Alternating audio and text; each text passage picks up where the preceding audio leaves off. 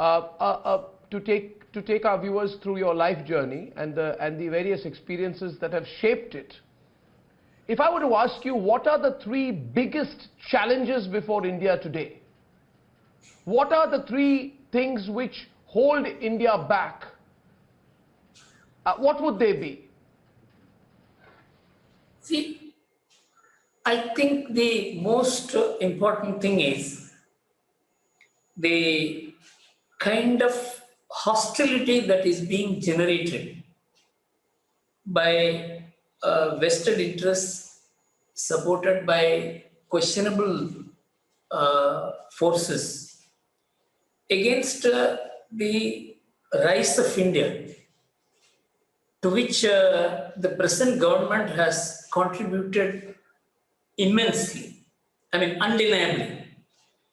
And with every available opportunity to generate heat, hatred, and project this as a country of intolerance in the Committee of Nations to bring down its image and goodwill.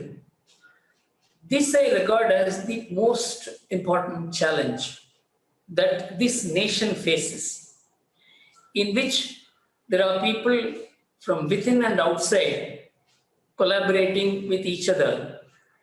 And this is something which the sensible and people interested in the nation must take note of.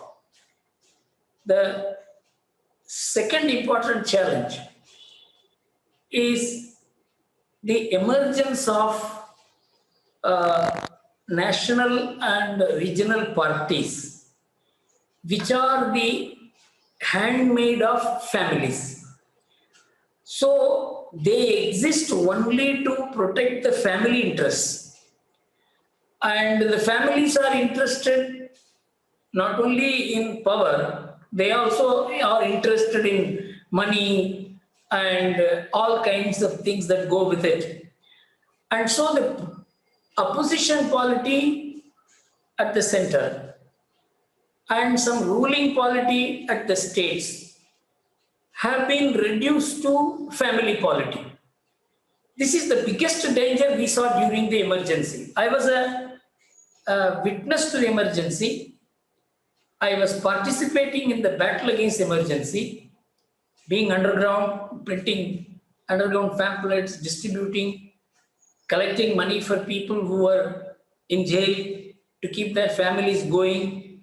So it's a massive, massive and highly painful experience. What I thought brought about the emergency was not any trouble which the Congress party faced.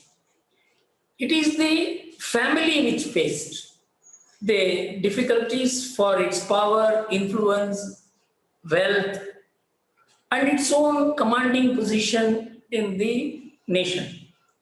With the result, when Mrs. Gandhi imposed the emergency, it was not the state which exercised the emergency powers. It was Sanjay Gandhi. It was the coterie.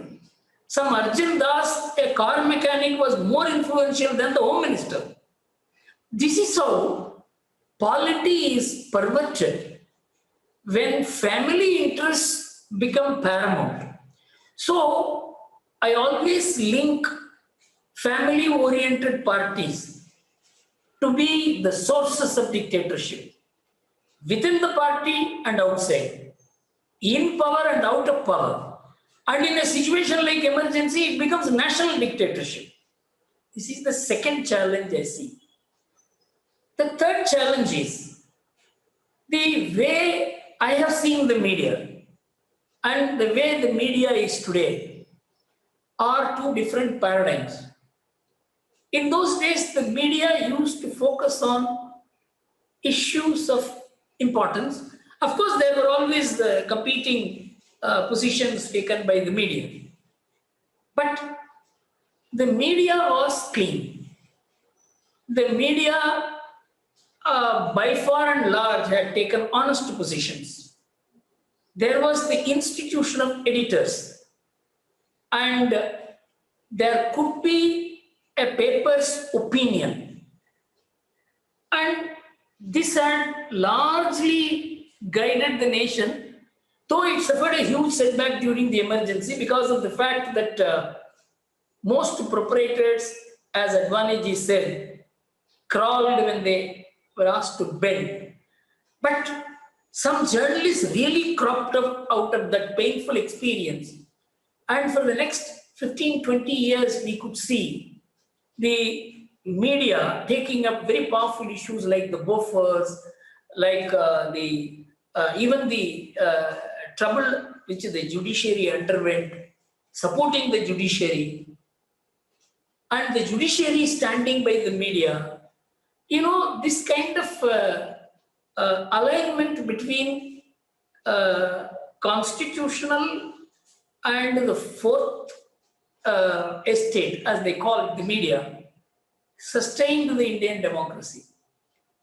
But somehow in the last few years, there has been a decline.